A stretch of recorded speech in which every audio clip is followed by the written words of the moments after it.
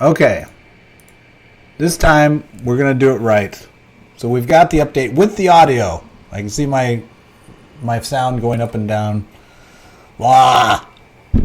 All right. So what we were trying to say there, my marking and blathering, was that C3 had actually resulted in a stable lockpick. So we wanted to take a look at this base from last night and kind of understand what about the attack that C3 does. It's stable 3 in a row is what we define as stable.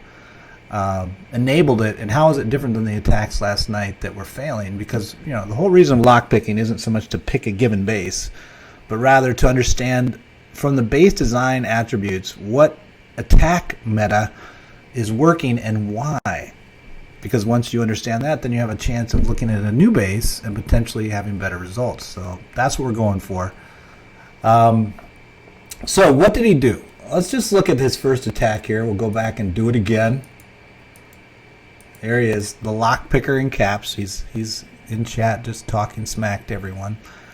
But what I was saying before in my failed stream without audio was that he had done an interesting thing in shifting to a sustained first phase, which is the queen walk. I mean, he's got this baby drag coming across the side to get the queen in position for specifically coming in here. That's important because he wants to come in between the ADs, get the one down, and also between the Infernos. See, so he gets a walk either way without pressure on his healers where the Infernos would. And so that angle, this attack vector as we call it, is very much driven by the Infernos being there and allowing the queen to have a bit of a walk time. Now, the cost he actually spends is 115 is what I was writing, why I wrote 115. 115 slots of his total was spent on this walk, but he got 15 defensive buildings plus the queen down and kept his own queen walk alive. So strategically, as well as the amount of defensive buildings that go down, you'll see he's going to end up with about 20% before he starts his second phase. So that's a pretty good open. 17%. I lied. Well, really, 18%. Okay.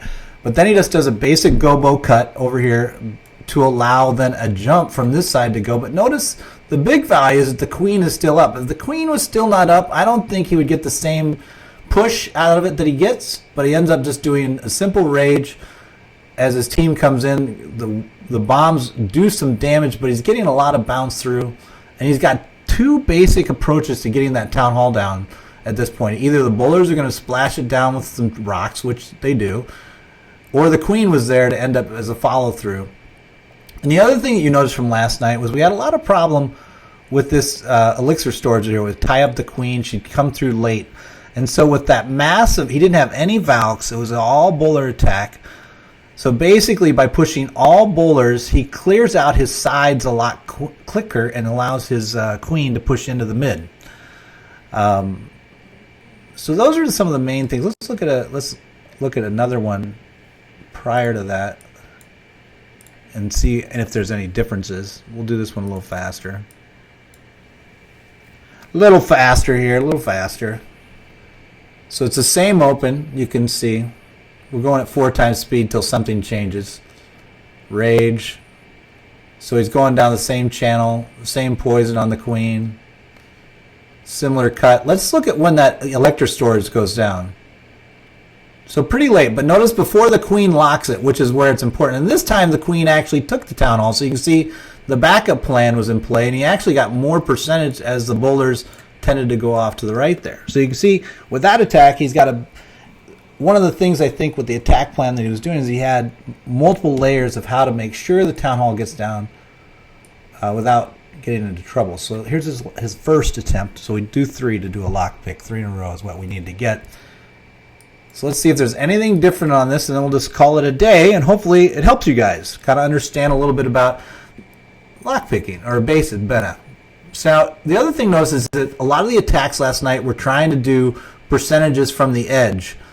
And what he's doing is he's actually entering the channel and allowing the queen to basically come through and get 3 different lines of defenses down as she pushes through, and then she meets up with the second phase. Okay, that looks a lot like the second one, actually, in percentage and everything. And he holds 1 baby dragon for percentage towards the end, and I think he was holding that in case, just in case, both the bowlers and queen misses, he was going to drop that baby dragon to kind of cut in on the town hall and try to get that with, but never ended up actually needing it.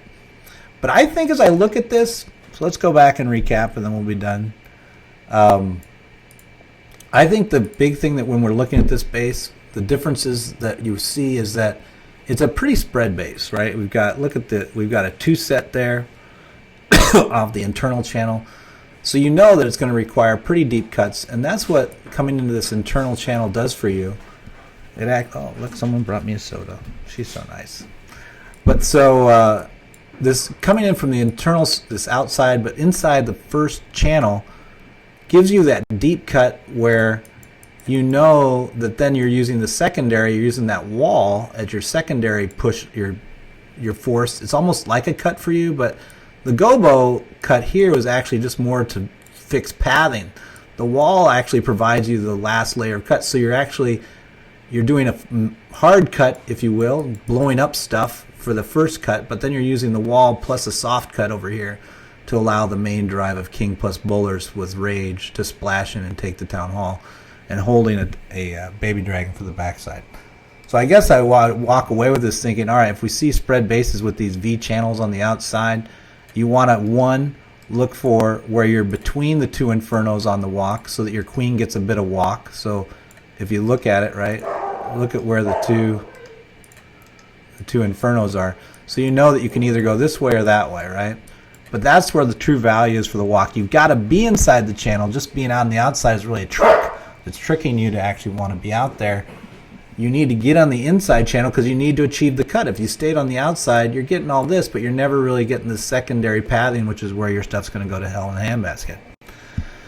So you want to get in the inside channel. If you do get in the inside channel, you know that you're going to die once you hit the infernos, or the queen will be under pressure at that point. So you want to have the second phase coming in as she approaches that inferno timing. So there's a big timing question as she walks. Let's say she goes this way. But there's a timing question in the second phase, and specifically the third phase with the king and the bowlers, to make sure that they are taking pressure off the queen, that she can get around and then push in without dying. Because if she can survive, you've got good odds of getting the town hall down between them and the bowlers. So there's a lot of different variables that happen, but I would just focus on the queen walk in the inside channel, meeting up with your second and third phases to drive the town hall, and using the base walling to keep your king bowler drive team, the part that's going at the town hall, online and at the town hall itself. So those were the great things that C3 did. Good job by him. Hope it helps you guys in your future attacks on similar or other bases as you hit up from Town Hall 10 to Town 11. Talk to you guys later. Don't touch that, Larry. Touch it, Larry. You know you want to. Larry, don't touch Larry, that. do it. Do it, Larry. Larry! Yes! Welcome to the first day of the rest of your life, Larry. What'd I Good just say, job, Larry? Good job.